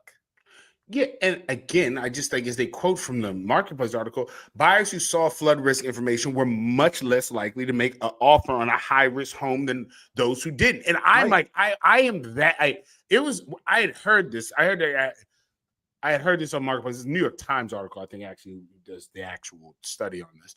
But when I heard it, it was just kind of one of those things like, what the fuck? Like, I literally said it out loud. I was like, well, huh? Like, and as a person who could have easily been trapped into, again, having a 30-year mortgage on something that's going to float away eventually, very soon. And I get it. I know this is capitalism at its highest, and it doesn't care if you live or die. But this just feels, especially where things are moving. And like, here is one area to have this, but if you're deciding to purchase property in South Florida or other place, right? Or the Carolinas, like, or the fire ravaged West Coast. You know, I mean, this is the thing that we've talked about, you know, for years on this show, is that the climate disasters are coming. They are happening already. They're coming faster and more furiously. The codes are not keeping up with it, but in places where the codes are requiring, you know, houses to be lifted higher or to move their electrical service higher or whatever, it is, people are not prepared. People are unprepared even without climate change for the actual cost of maintaining the built environment. Right. The cost of maintaining the built environment is more than people understand, and they are not willing to pay for it. As somebody who does maintain the built environment, let me tell you, it is very difficult to convince somebody to spend money to upkeep something that they don't understand or can't see. But it is critical.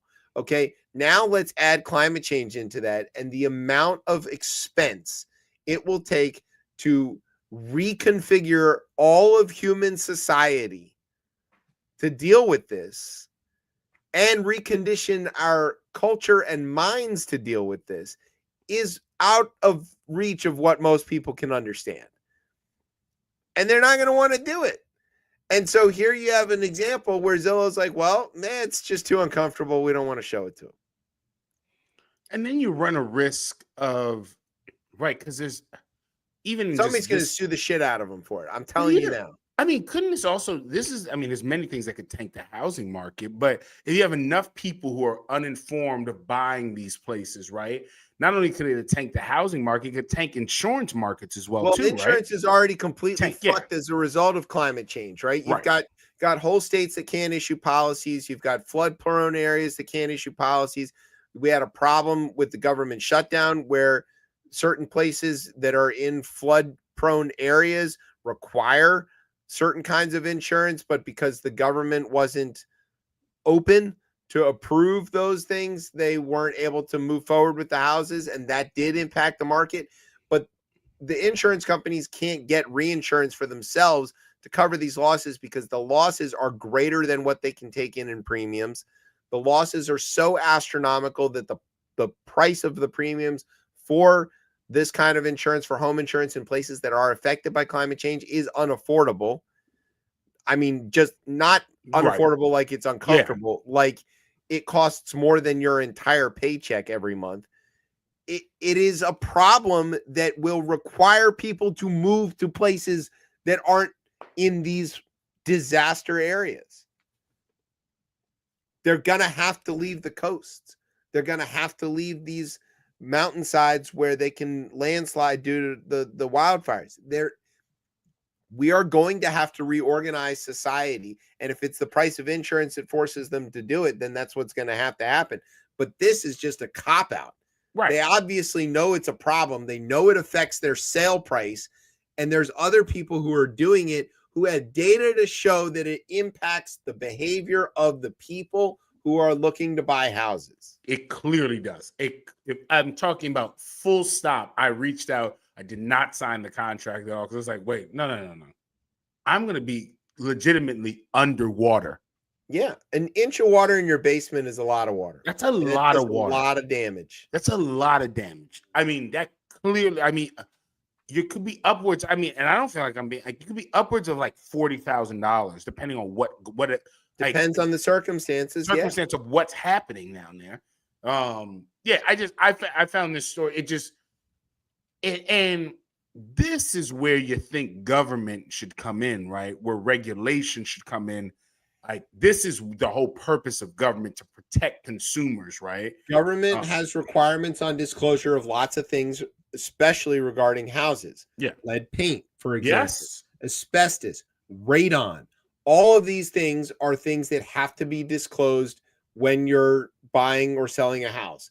Radon's a good example of where climate change is, because it's not like the seller caused the problem. Right. Yeah. They didn't create this issue, but they are now subject to it. They have to disclose if there's radon around. It's not really fair to say that the seller caused lead paint or anything either, but they could have done something about it. You can't get rid of radon. Radon comes up out of the ground. It's just radioactive gas that might be in your area. And it could be like your house has it, the next house doesn't have it, the next house does have it. It can be that close. Right. But it has to be tested for, and it has to be disclosed because of federal law. It does seem like this should be in that same category.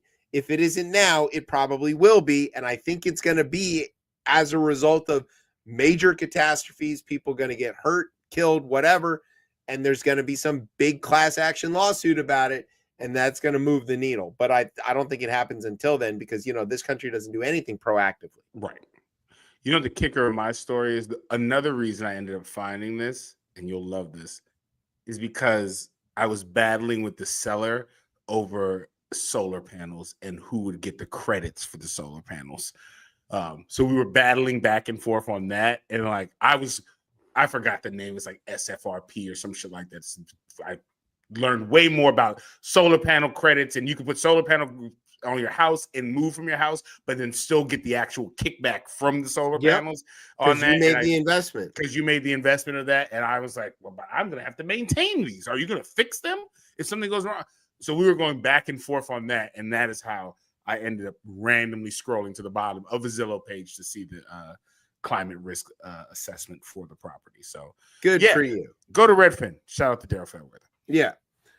Okay. Let's get on to the third half of the show. Let's do it. We're gonna go through this. This is a new, well, not a new segment, but this is a segment of news that we've been doing, which is the court loss edition. So Trump loses in court so regularly now that we have to have a segment on it, and this is where we're gonna fit in the bit about Tish James. So as you probably know, Tish James was initially indicted by a fake lawyer called Lindsay Halligan, who went and lied to a grand jury to get an indictment, and the judge threw it out. Said that she was illegally appointed and didn't even get to the bit where she did not grand jury properly. Not at all. So then they went and found like some other lawyer who was willing to do this and present this to a grand jury down in Norfolk. They presented it to the grand jury, and the indictment failed, which is exceedingly rare. I mean, it almost doesn't happen. The old saying is you can indict a ham sandwich. Right. And that's because, generally speaking, the burden of proof for the prosecutor to get an indictment is extremely low. Right. They just have to prove that there's a reasonable chance that they're going to be able to prove this stuff in court or whatever. And, 99% or whatever of the cases brought to grand juries end with them giving an indictment to the prosecutor. So in this case, no, they did not get their indictment. And her lawyer was like, that should be the end. Abby Lowell was like, that should be the end of this. We don't want to, have to keep dealing with this anymore. They theoretically can go back and try again as many times as they want. There's no double jeopardy on indictment. Right. But it's pretty striking when this happens. The more failures, though, that they do, which I assume they try this again, but then even if once you get to a grand jury, there's no way that you get through this. Like, this will get thrown out again. Like, I don't know who. Well, there's, if you think about, like, the process of grand jury indictments, the prosecutor, it's not like a one-shot deal. They have a lot of opportunities to kind of refine their case and present limitless evidence. Like they could present something during the beginning of the thing, and then like during a break, one of their friends could be like, hey man, you really missed this opportunity to like add these details. They can always just bring that up later. Right. They're not like a time limit. So the fact that they couldn't get an indictment tells you that they really just don't have the evidence. And I think that was already very clear given her circumstance with this, like her niece living in the house and her visiting on occasion, but it wasn't a vacation home, and her niece wasn't like renting it out to make money. And it was very clearly, obvious what was going on. She didn't misrepresent anything in the loan documents. So, whatever, add that to the list of legal failures. Here's another one. A federal appeals court ruled Monday. This is a callback to a story that we covered several months ago that, let's call him thinks he's President Donald Trump. It's maybe he thinks president. You always he's president. I hate that you say that. He's president. That is guy who thinks he's President Donald Trump unlawfully maneuvered to keep his former personal attorney, Alina Habba, as the top prosecutor. Oh, Brian, I thought you had a much less flattering photo of her. As the top prosecutor in New Jersey, a decision that could have far-reaching implications for other controversial Trump appointees that have been challenged in court. In a unanimous decision, this is the part that I really like about this, the three-judge panel for the U.S. Court of Appeals for the Third Circuit ruled against the extraordinary steps that the Justice Department deployed to bypass Senate confirmation. They wrote an 88-page decision about why this is not okay. maybe it was longer than that. It was 80 something pages of like, no, you fucking morons. It's apparent that the current administration has been frustrated by some of the legal and political barriers to getting its appointees in place, said Judge Michael Fisher, who was appointed by W. He wrote in the opinion, its efforts to elevate its preferred candidate for U.S. Attorney to the District of New Jersey, Alina Habba, to the role of acting U.S. Attorney demonstrates the difficulty it has faced, yet the citizens of New Jersey and the loyal employees of the U.S. Attorney's Office deserve some clarity and stability. Yeah, follow the process. Do the process correctly. But they can't get their people if they follow the process. I know. They get Senate confirmed. Right. Okay, so that's 2 on our tally today. Here's another one. The Trump administration escalating use of warrantless immigration arrests in D.C. this year probably violated federal law. Probably. Yeah. Very definitely did. A judge ruled Tuesday in a decision that prohibits such arrests for all migrants in the city except those at risk of escaping. So what they were doing before is they were just being like, hey, you're Spanish, come here. And then they were like, and the person would be like, I'm sorry, am I being detained? Do you have a warrant? Like, is there a reason for this? And they'd be like, we don't have a warrant. We don't have a warrant. Get the fuck in the van, Paco. And then they call him Paco. And then they just were like randomly snatching up people, American citizens included, and like threatening to deport them. Oh, here's the 88-page one. Sorry, it was in the other one. They were arrested while going about unavoidable lawful activities in daily life, said the judge, Beryl Howell. The judge, in an 88-page opinion, 88 pages is a lot to write about people doing something that is very blatantly stupid and illegal, took Trump administration officials to task for depriving migrants of their rights and basic necessities as they languished in cramped detention facilities before being released. So even though they knew that they had somebody who was like a U.S. citizen or had papers and shouldn't be in detention, they would hold them and like torture them essentially for as long as they could get away with, and then still claim to legally have like let them go. You know, it's not so much that they eventually let them go and that they weren't really charged with anything. Okay, that's fine. It's that they were terrorized in the first place. The damage is already done. You can't unring the bell. Yeah. All right. So if you're just scooping up people and detaining them for days on end without access to clean water or whatever they're doing to them, and then you let them go and say, oops, my bad, they can't sue. They can't get any sort of recourse for this. What have you done? You have terrorized a specific group of people, which is what they're trying to do in the first place. Right. So there's Greg Bovino. Everybody loves this guy. He's the guy who likes to pepperball reporters. Yeah, the judge criticized immigration authorities, quote, systemic failure to follow the law. They couldn't even follow these guys are lawyers, theoretically. And top administration officials, including Chief Border Patrol Agent Gregory Bovino, had repeatedly misstated the legal requirements for warrantless arrests in public comments. So he's going out in public, stating something as legal that isn't. And he definitely knows better, and he's doing it anyway. You do need to wonder why people like to melt their ice. It just does start to become a question. Who might see something like this happening and say, this is a bridge too far? I'm just saying, like, I'm not saying today's the Luigi's anniversary of his action, by the way. Just wanted to point that out. It's also my birthday, so that was a nice birthday present that he gave me a year ago. Yes. I'm not saying people should go Luigi on this. I'm just saying that happy birthday. Thank you. I was trying to avoid it. Sorry. What? Yeah, well, I don't want to get older. I'll tell you about that later. It's rather be dead. No, I just want to stay not as old as I am now. I just don't acknowledge the birthday. It doesn't happen. Okay. See? I'm learning from the Trump people. Yeah. So, like, Trish McLaughlin had to show up in this. She's the best.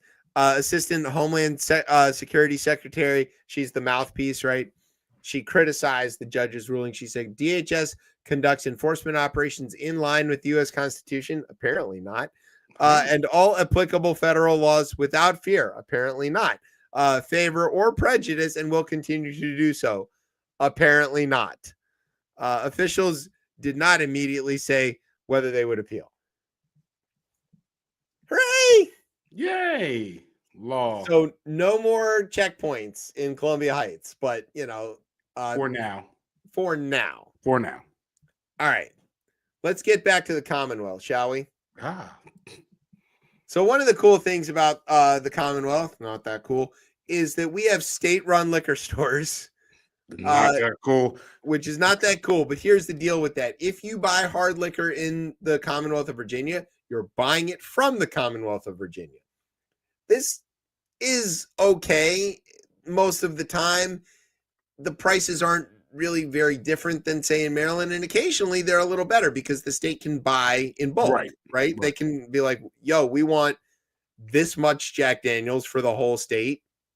Get a good deal. And sometimes they're able to like source special stuff, and they do these lotteries and all that kind of thing. It's kind of nice, but it's not, but it also like, these are the very Soviet sort of stores. Yes. And you feel like a criminal every time you go in there. Every time you go into these. But the other very funny thing is if you buy, say you buy a half pint with your credit card, when you look at your credit card statement, it'll say government services. Yeah. $12.99 or whatever. That's, like it doesn't say you went to a liquor store. It says you purchased government services, clearly. Right. Okay. So that being said, we do have a we have a state liquor what do you call that, cartel. Here's this story from ABC News. You ready? One Virginia liquor store had an unusual patron this weekend. An inebriated raccoon found passed out in the bathroom. According to the Hanover County Animal Protection and Shelter Authorities, found the masked bandit collapsed in the bathroom of the Ashland ABC store. That's the ABC's the Alcoholic Beverage Control. Saturday morning, where the furry burglar had ransacked shelves and drank multiple types of alcohol. In a social media post, officials said that they took the, quote, very intoxicated raccoon back to the shelter to sober up before releasing him back to the wild, quote, after a few hours of sleep and zero signs of injury other than a hangover and poor life choices, he was safely released back to the wild, hopefully learning that breaking and entering is not the answer. Back into the wild. Okay, here's the thing about raccoons. They're wicked smart, as they say up in New England. Yeah.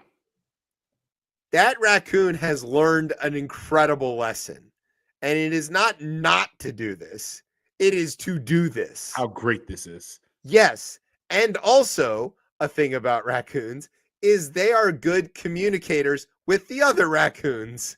And he is very definitely going to tell his friends, come along with me on the next one. Here's how we can do this. They have opposable thumbs, right? They can open doors. They can do all kinds of stuff. So the raccoons are going to come back. And as they keep getting tamer and tamer because of their interactions with human beings, and they're sort of domesticating themselves a little bit over the last, few decades, make sure you got locks on your liquor cabinet. I'm telling you, these furry little jerks are going to steal your good booze, and they're coming. They got a taste for it. They're coming back like a teenager. I mean, look, I thought this was Rocket from. That's what I thought. I was very sure they were gonna make him into a mascot and be like, Bradley Cooper, could you please give us a hand? Right. But no. They're the ABC store. They're not fun. They're not fun, cool. Yeah, if they happened in Maryland, a local store, they would have been private industry needed to get this one. Yeah. All right. The last one, speaking of private industry. Uh-oh. Okay, friend of the show, Mike Lindell. He's been going strong since smoking crack. It's a hell of a drug. Hell of a drug. Okay, you ready for this? All right. Strap in. No. Light it up. Yeah, you may need to lay down for this one. Mike Lindell, the CEO of MyPillow, still, and and prominent 2020 election conspiracy theorist, filed paperwork on Wednesday to do what, Tez? To run for governor of Minnesota. Yes. Setting up a long shot Republican bid against two-term incumbent retard Tim Walz. Oh, come, Mike, you're retarded. No.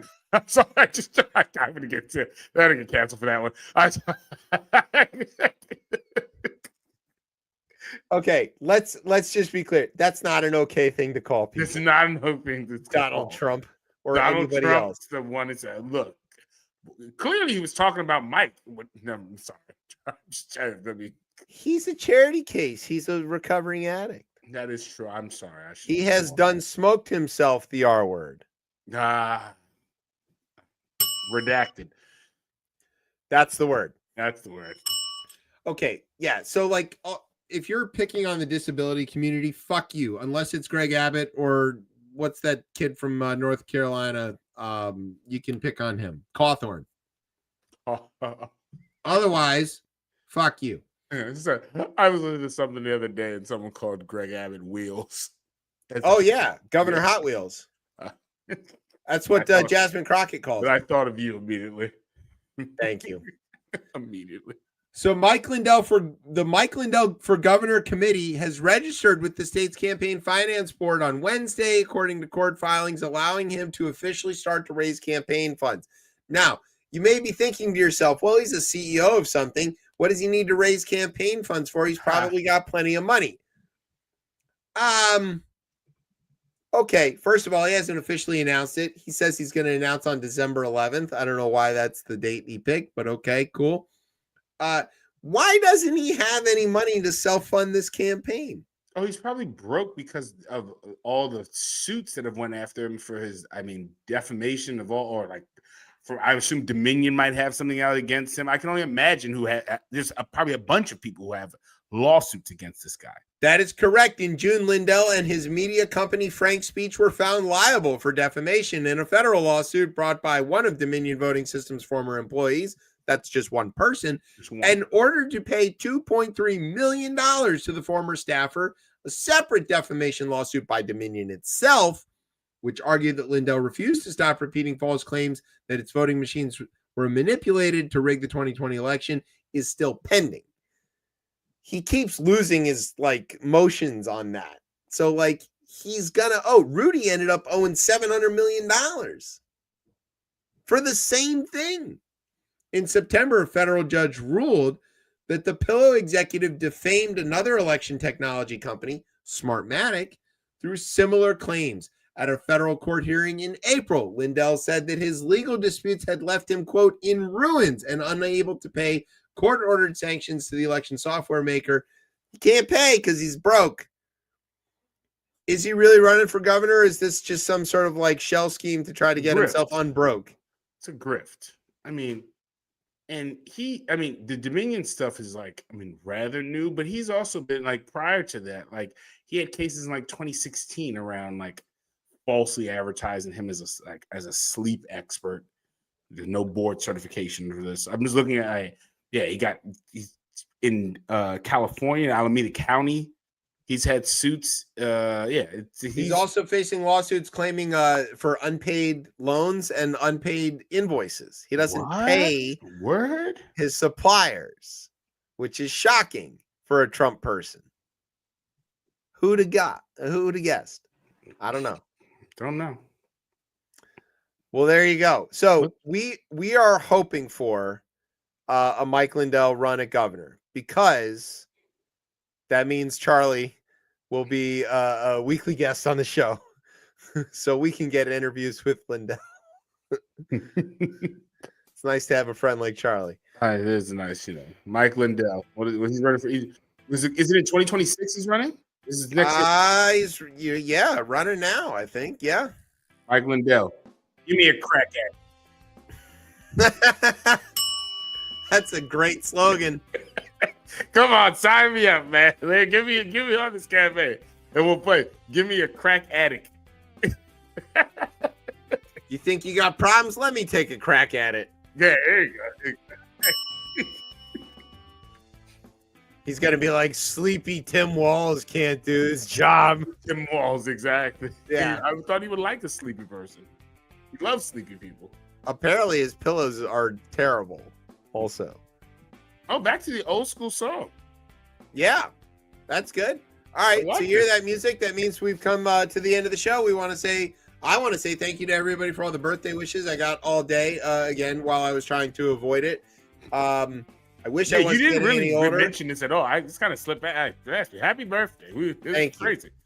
Thank you. I don't want to get any older, but thank you for sticking with me for another year and another year of this silly show, and I really appreciate it. You guys are important to me, and I not just to the listeners and the viewers and the people who actually care about you, but I care about you, Tez and Brian, and I get to hang out with you every week, and that's good for me personally. So thank you for that. Thanks to Bo and his amazing book. Go get it. Go get the book, and it's dinner in one take, and you can learn to cook almost as well as me. All right, yeah. And also go watch his videos. They're great. Yes, and great you videos. can learn a lot from them and you'll enjoy them. There's lots of good dad jokes in there. Thanks to our radio partners, Spinal Tap, Faucet Tap, and Pete Higgs has Double Tap. Thanks to NOTN for keeping us on for another week, maybe. Don't know. Thanks to our home on the interwebs, coplaymedia.com. And thanks as always to our family at Ripped and Beltway Radio for making us sound as smooth as Michigan's defense of our logo on Saturday. Yeah, it's no comment. All right, where can everybody get you on the socials there, Tez? You can find me on Blue Sky at DC Cortez. All right, you can find me and the show on the Twitter at ChipChatRR. You can find us on Facebook or Instagram at RipChipChat. And you can, of course, find me on Blue Sky at Chef Chip, where I'm out there chatting it up with the rest of the left-wing nerds or whatever. Flaming liberals. Flaming liberals. That's the word that we like now. Are we sticking with that? I don't know. Left-wing nerd sounds more Left-wing appealing. nerd. Whatever. I don't like that either. All right, and you can find us most Thursday nights, especially next Thursday night when we're going to be doing the clip show here on Beltway Radio and Beyond at 9:30 Eastern every week, except for the weeks that we're not here. I'm Chip. That's Tez. Brian somewhere in the background playing with the AI. You've been listening to Chip Chat on Beltway Radio and Beyond. Street balls.